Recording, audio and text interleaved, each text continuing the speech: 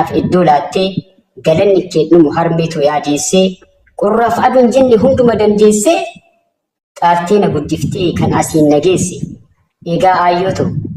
ani hin irraanfanne olmaa kee kaleessaa kan yoomuu hin banne laphee kan koo keessa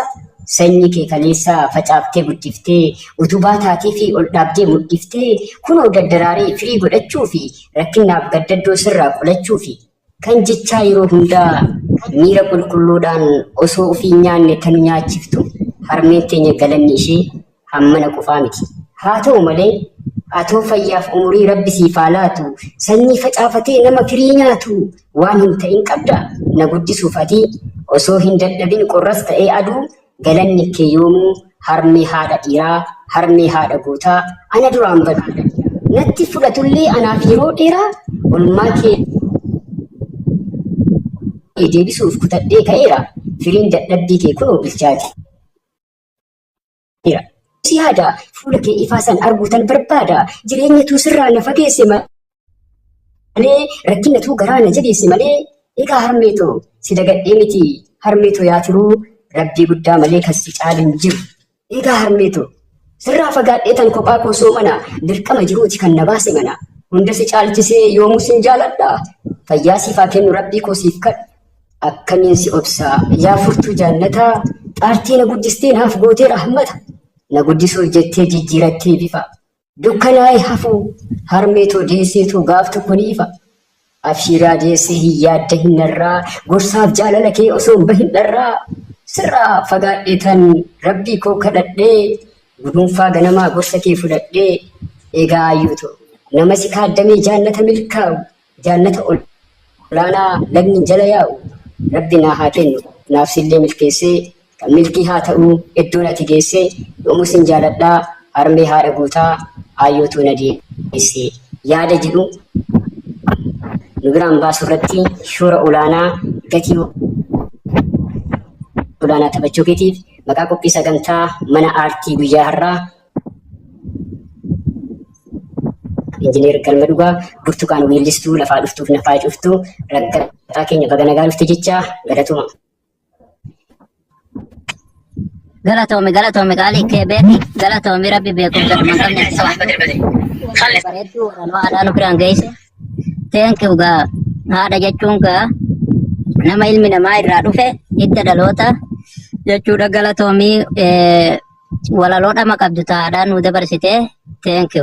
galatoomi bibi rabbi beekumsa dhuman qabne si haa kennu. Hayyee asirra dhaabnee inshallah boru walitti dachaanaa anillee irraan ture. Laphee kan koo keessaa ji'a 9 guutuu garatti na baattee ofiif osoo hin taane anaaf iddoo laattee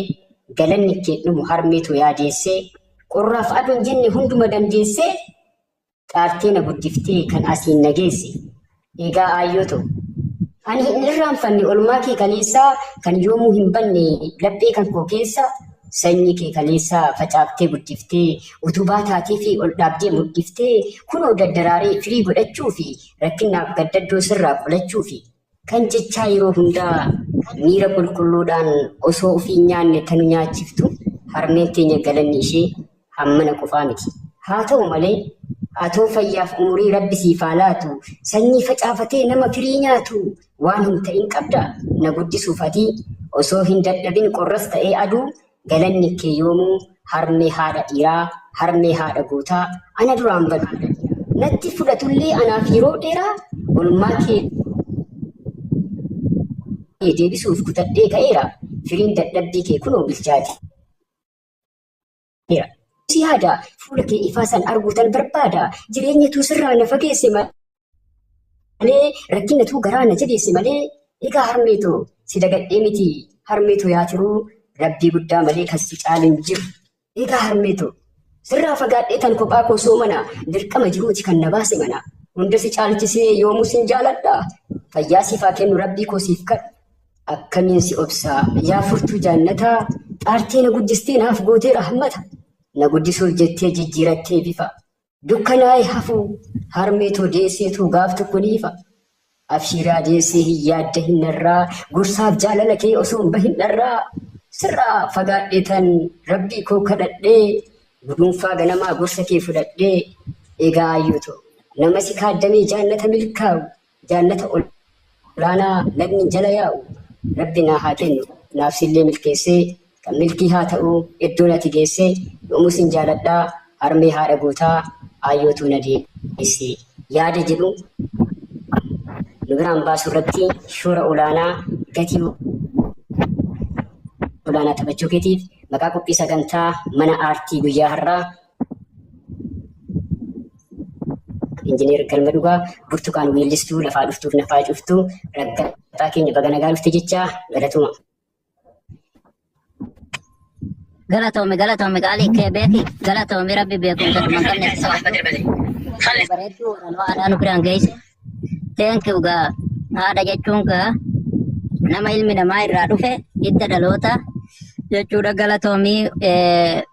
walaloodhama qabdu taa'aadhaan nu dabarsite. Thank you